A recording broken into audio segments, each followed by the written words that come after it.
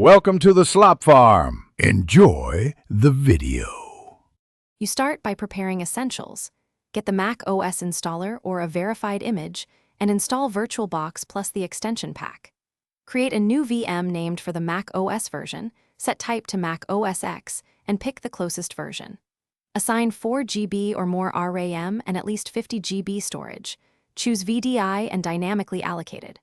Once done, turn off the VM and run specific VBox manage commands to set EFI, CPU profile, and SMBIOS. Those tweak compatibility and are critical. Now you execute the middle, detailed steps that make macOS bootable on Virtualbox. With the VM powered off, use VBox manage to set system identifiers, enable EFI, and tweak CPU flags for virtualization. These change how the VM reports hardware. Attach the Mac OS ISO to an IDE or SATA controller and set optical as first boot device. Increase video RAM to 128 MB and enable 3D acceleration. This prevents graphics hangs during installation.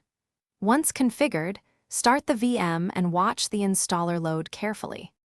Finish by running the Mac OS installer inside the VM, open Disk Utility, erase the virtual disk as apps or Mac OS Extended, journaled, depending on the Mac OS version, then install.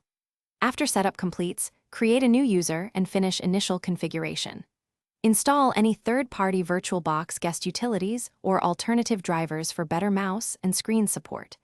If the VM refuses to boot or shows a kernel panic, first double-check the VBox manage configuration flags and make sure host Hyper-V is disabled. Thanks for watching. Consider subscribing if we helped you today.